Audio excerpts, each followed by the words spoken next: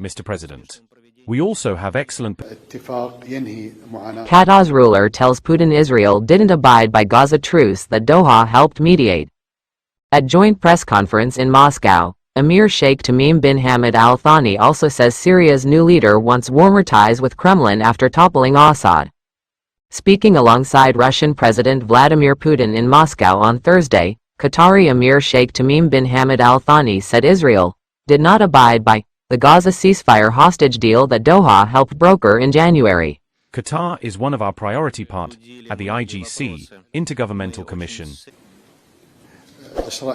As you know, we reached an agreement months ago, but unfortunately, Israel did not abide by this agreement, said Al-Thani, adding that Qatar would strive to bridge perspectives in order to reach an agreement that ends the suffering of the Palestinian people, especially in Gaza.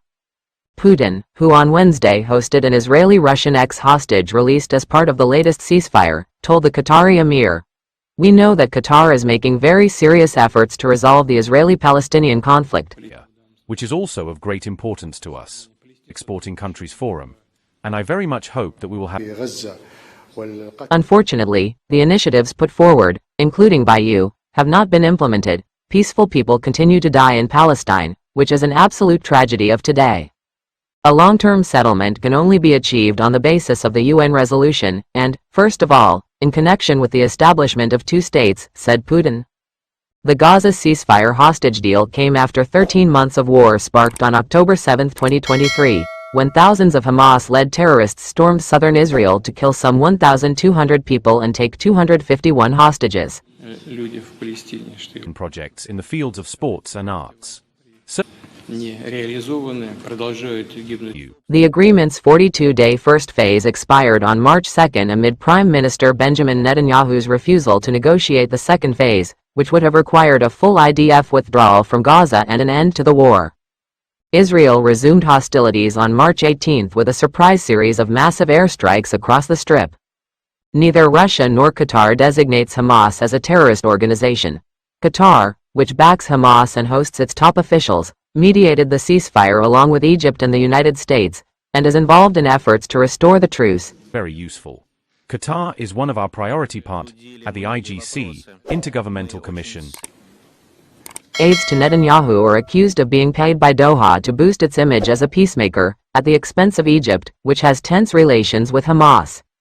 Qatar has to choose a side in an interview with a White House religious affairs advisor, which was broadcast last week on U.S. Christian network Daystar. Netanyahu said Qatar had recently helped us with the temporary ceasefire, but they were hosting these Hamas terrorists.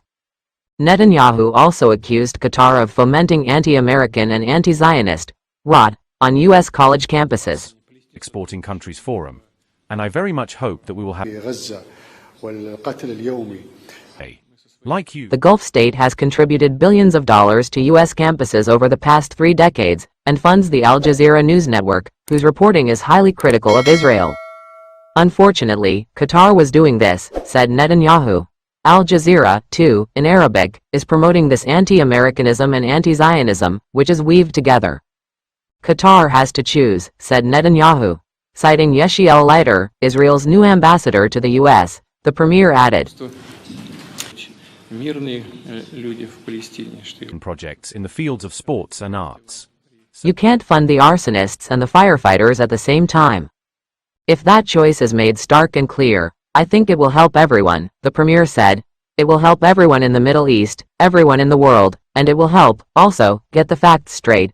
That's what we can say. Don't forget to support our channel by liking, commenting, sharing and subscribing. We thank you all for your support.